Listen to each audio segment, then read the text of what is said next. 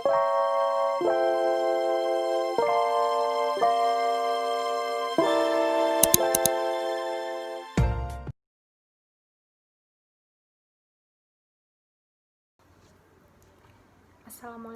warahmatullahi wabarakatuh. Perkenalkan, nama saya Husnolisa dan 3 teman saya yaitu Maudia Aulidia, Lisna Darmayanti, dan Zalfa Zainur Rahmah. Nah, kami di sini akan menjelaskan tentang asal-usul daun, kemudian perkembangan daun dari leaf primodia ke jaringan dibentuk, selanjutnya perbandingan histologi daun monokotil dengan dikotil, lalu anatomi daun dikotil, monokotil, dan pinus, dan yang terakhir perbedaan struktur daun monokotil, dikotil, dan pinus. Baiklah, saya akan menjelaskan tentang asal-usul daun. Nah, sebelumnya kita harus tahu bahwa daun itu terbagi dalam 2 jenis, yaitu daun mikrofil dan megafil. Daun mikrofil yaitu daun yang berukuran kecil dan ia hanya memiliki satu pertulangan daun saja. Sedangkan daun megafil yaitu daun yang berukuran besar dan ia memiliki banyak pertulangan daun yang bersifat terbuka dalam artian bebas dan tertutup. Nah, ada 2 teori mengenai asal-usul daun, yaitu teori telom dan teori enasi. Nah, yang pertama teori telom. Teori telom ini dikemukakan oleh Zimmerman dan ia mengatakan bahwa daun berasal dari batang. Nah, teori ini lebih mengemukakan bagaimana terbentuknya daun megafil, yaitu daun yang berukuran besar. Nah, di sini ada istilah, pada gambar di samping ada istilah telom, mesom, dan piloid. Nah, istilah telom ini berarti batang, sedangkan mesom adalah bagian jika telom melakukan percabangan. Nah, telom pada gambar ini bersifat fertil, yaitu dia akan membentuk bagian dari fertil yang mengandung sporanium. Kemudian ada telom vegetatif, di mana telom ini tidak memiliki fertil yang disebut dengan piloid. Nah, piloid ini adalah calon-calon atau bakal daun. Jadi, teori telom yang dikemukakan oleh Zimmerman ini bahwa daun itu berasal dari telom yang nantinya akan bercabang yang membentuk piloid, di mana piloid ini adalah calon atau bakal daun. Kemudian, daun yang tumbuh dari telom hingga menjadi daun megafil akan berkembang melalui 3 tahap, yaitu yang pertama overtopping, kemudian pennation, dan terakhir webbing. Nah, pada gambar ini dapat kita lihat bagaimana proses terbentuknya daun megafil melalui 3 tahapan, yaitu overtopping, pennation, dan webbing. Nah, bisa kita lihat pada gambar sebelah kiri, gambar A itu merupakan cabang yang masih utuh. Kemudian pada gambar B ini merupakan tahapan yang pertama, yaitu overtopping, di mana overtopping ini merupakan proses pembentukan cabang samping yang bersifat determinate. Nah, determinate ini merupakan pertumbuhan yang terbatas. Bisa kita lihat pada sebelah kanan, contohnya pada tumbuhan linia. Kemudian pada gambar C, ini merupakan tahapan kedua, yaitu pennation, di mana pennation ini merupakan perkembangan sistem percabangan yang rata atau pipih. Nah, tahap ini awalnya membentuk gilik, kemudian dia akan pipih dan merata. Bisa kita lihat sebelah kanan, itu contohnya pada tumbuhan silopsiton. Kemudian pada gambar D, yaitu tahapan terakhir yang disebut dengan webbing. Webbing ini merupakan penyatuan cabang-cabang yang pipih dan rata dengan perkembangan jaringan mesofil pada daging daun untuk membentuk kelainan daun. Nah, kita lihat sebelah kanan, yaitu pada tumbuhan Exynosilon dan Archaeopteris. Nah, kemudian yang kedua ada teori enasi. Nah, teori enasi ini mengatakan bahwa daun mikrofilus berasal dari perkembangan bagian samping batang. Teori enasi ini mengemukakan bagaimana terbentuknya daun mikrofil, yaitu daun yang berukuran kecil. Nah, contohnya pada tumbuhan fosil Saudonia dan Asterosilon. Nah, selama evolusi, bagian samping batang tersebut melebar dan membentuk stomata. Awal pertumbuhan jaringan pengangkut absen, setelah itu muncul dari pangkal menuju ke ujung daun. Nah, kita lihat pada gambar di bawah. Yang pertama itu gambar menunjukkan batang tanpa daun. Kemudian yang kedua sudah ada enationnya, yaitu bagian samping pada batang. Kemudian yang ketiga, setelah terbentuknya enation, kemudian terbentuk jaringan atau berkas pengangkutnya. Barulah yang keempat, disinilah proses terbentuknya daun mikrofil, yaitu daun yang berukuran kecil. Nah, dan hanya membentuk satu pertulangan daun saja. Nah, di pertulangan daun inilah terdapat berkas pengangkut yang disebut dengan vascular bundle. Daun itu melekat menyamping pada batang. Jadi daun ini berasal dari primordial daun, di mana primordial daun itu terletak pada bagian batang dan terletak pada pucuk batang. Terima kasih. Sekian dari saya, akan dilanjutkan oleh teman saya. Baik, selanjutnya saya akan menjelaskan mengenai perkembangan daun dari leaf ke jaringan yang dibentuk, atau termasuk histologi jaringan pada daun, yaitu daun monokotil. Pada poin pertama, daun baru berkembang dari primordial daun, atau yang sering kita sebut dengan meristem apex. Pada poin kedua, ketika primordial daun baru terbentuk, primordial daun sebelumnya yang biasa disebut dengan aktivitas meristem. Nah, pada poin ketiga, ketika primordial daun baru terbentuk, primordial daun sebelumnya yang lebih tua telah melebar dahulu secara progresif sebagai akibat aktivitas meristem di dalam daun itu sendiri. Interval waktu antara pembentukan primordial daun sebelumnya dengan primordial daun sesudahnya pada meristem apex disebut dengan plastokron. Nah, pada poin keempat, tumbuhan dikotil pada primordial daunnya terbentuk pada sebagian kecil dari diameter apex pucuk, atau bentuknya menyerupai pasak. Pada poin kelima, merupakan tumbuhan monokotil pada primordial daun, terbentuk dan berkembang pada sekeliling meristem apex pucuk, yang mana menyerupai kerah baju, yang perannya menutupi seluruh apex pucuk. Selanjutnya, kita dapat mengamati gambar berikut. Nah, di mana setiap gambar mempunyai bagian yang berbeda. Pada gambar bagian A merupakan penampakan apex pucuk secara diagram dikotil. Pada gambar bagian A ini, dia berkembang menyerupai pasak. Nah, pada gambar B merupakan perkembangan daun monokotil yang perkembangannya akan menyerupai kerah baju seperti penjelasan sebelumnya.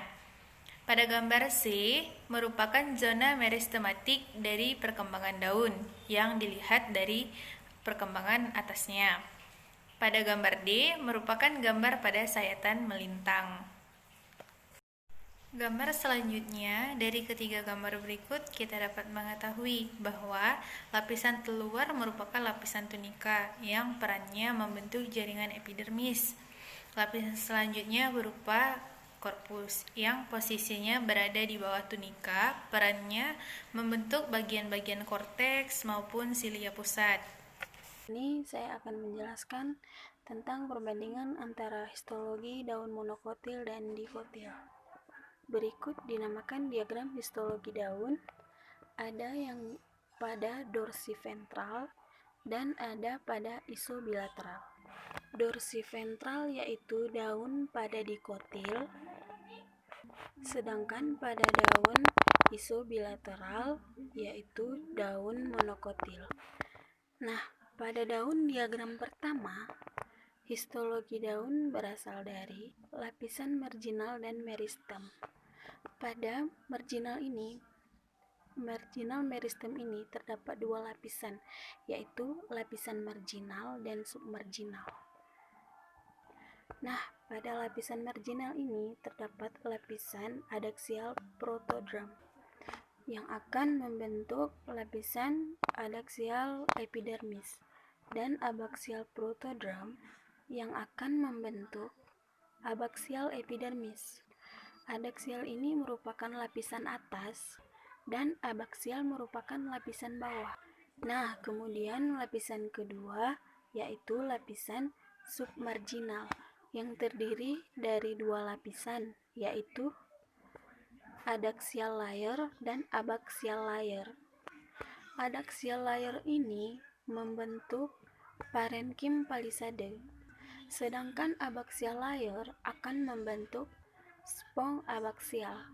Kemudian abaksial layer ini akan membentuk middle layer yang mana akan membentuk jaringan mesophyll spons, kemudian membentuk prokambium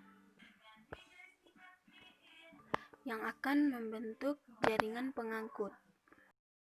Pada diagram kedua sama seperti diagram pertama, hanya saja yang membedakannya pada submarginalnya, yaitu terdiri dari lapisan adaksial layer, middle layer, dan abaksial layer. Adaksial layer di sini akan membentuk parenkim palisade terluar. Abaksial layer membentuk mesophyll spong terluar bagian bawah, dan middle layer terbagi menjadi 3 lapisan, yaitu lapisan atas prokambium dan lapisan bawah. Lapisan atas membentuk palisade parenkim bagian dalam dan juga membentuk jaringan spong pada bagian tengah daun. Prokambium akan membentuk jaringan pengangkut dan lapisan bawah akan membentuk jaringan spong. Dan pada diagram ketiga juga sama submarginalnya. Yang membedakan hanya pada submarginalnya, yaitu akan membentuk adaksial layer dan abaksial layer. Adaksial layer akan menghasilkan jaringan mesofil bagian atas dan mengalami penebalan pada berkas pembuluh. Sedangkan adaksial layer juga membentuk lapisan tengah, dan prokambium yang menghasilkan jaringan mesofil pada bagian pusat juga menghasilkan jaringan pengangkut dan berkas pembuluh. Kemudian adaksial layer juga akan menghasilkan atau membentuk berkas pembuluh pada bagian bawah dan lapisan jaringan mesofil. Baiklah, di sini saya akan menjelaskan anatomi daun dikotil, daun monokotil, dan daun pinus atau gymnospermae. Baiklah, yang pertama, saya akan menjelaskan anatomi daun dikotil.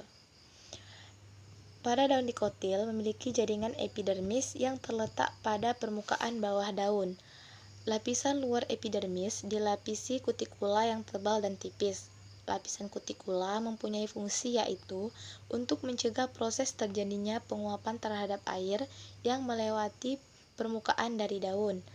Lapisan kutikula dibentuk oleh kitin. Dapat kita lihat pada daun yang lapisan atasnya licin, itulah yang dinamakan dengan lapisan kutikula.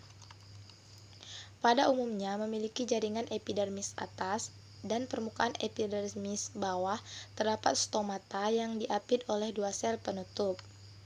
Jaringan pengangkut yang besar pada tulang daun mempunyai tipe sama dengan batang. Kemudian ada jaringan mesofil yang terdiri dari jaringan palisade dan jaringan spons. Yang pertama adalah jaringan palisade atau parenkim palisade yang biasa disebut juga dengan jaringan tiang. Biasanya terdiri dari parenkim yang silindris dan panjang, serta posisinya itu tegak lurus dengan permukaan epidermis. Pada parenkim palisade inilah terdapat banyak kloroplas. Pada kloroplas terdapat klorofil. Jadi disinilah terjadinya proses fotosintesis. Fotosintesis terjadi pada jaringan mesofil dan selanjutnya jaringan spons atau parenkim spons biasanya juga disebut dengan jaringan bunga karang. Tersusun longgar dan tidak beraturan dengan ruang antar sel yang besar. Pada jaringan ini juga terdapat kloroplas, akan tetapi tidak sebanyak pada jaringan parenkim palisade. Pada bagian tengah ibu tulang daun atau urat daun terdapat selubung parenkim, terdapat pembuluh angkut. Disinilah terdapat xilem dan floem. Xilem terdapat di bagian atas daun dan floem terdapat di bagian bawah. Selanjutnya adalah anatomi daun monokotil. Anatomi daun monokotil hampir sama dengan anatomi daun dikotil. Daun monokotil juga memiliki jaringan epidermis, jaringan mesofil, sel parenkim, stomata, kloroplas, dan klorofil untuk berfotosintesis, serta jaringan lainnya yang dimiliki oleh daun dikotil. Akan tetapi, terdapat perbedaan di antara kedua tipe daun. Perbedaannya adalah, pada daun monokotil, jaringan mesofilnya tidak terdiferensiasi atau tidak memiliki dan menjadi jaringan palisade atau tiang palisade serta jaringan spons, tetapi terdiri dari jaringan parenkim dan sel-sel kloroplas dan ruang antar sel. Sama seperti pada daun dikotil, daun monokotil juga memiliki jaringan epidermis yang dilapisi oleh kutikula, yang memiliki ciri-ciri satu sel dengan penebalan zat kitin. Pada daun monokotil, terdapat lapisan berkas pengangkut di bagian luar yang terdiri atas sel parenkim dengan dinding yang tipis. Kemudian, stomatanya terletak berseret di antara urat daun yang berfungsi untuk tempat jalannya udara, yang memiliki ciri-ciri mulut daun dengan dua sel penutup. Selanjutnya, anatomi pada daun pinus atau Gymnospermae. Pada daun pinus atau Gymnospermae memiliki sel yang berdinding tebal dan ditutupi oleh kutikula, serta stomata terdapat di semua sisi daun, dan hipodermis terdiri atas sel parenkim berlignin. Kemudian mesofil berasal dari sel parenkim dan berisi kloroplas, dan terdapat saluran resin. Berkas pengangkut jaraknya berdekatan. Protoxilem terdapat pada sisi adaksial dan metaxilem terdapat pada sisi abaksial dekat dengan floem. Daun pinus atau Gymnospermae ini memiliki berkas pengangkut yang dikelilingi oleh trakeida dan sel parenkim. Nah, yang terakhir adalah perbedaan struktur daun dikotil, daun monokotil, dan daun pinus atau Gymnospermae. Yang pertama adalah struktur daun dikotil. Struktur daun dikotil yaitu ada banyak macam bentuk daunnya, bertangkai daun dan urat daunnya menyirip atau menjari, serta daun dikotil memiliki palisade. Struktur daun monokotil. Struktur dan bentuk daun monokotil yaitu seperti pita, dan pada pangkal daun terdapat lembaran yang membungkus batang, serta urat daunnya sejajar. Daun monokotil tidak memiliki palisade. Nah, yang terakhir, struktur daun pinus atau Gymnospermae. Struktur daun pinus atau Gymnospermae yaitu bagian permukaan tubuh daunnya bersisik dan di ujung tangkai membentuk seperti kerucut.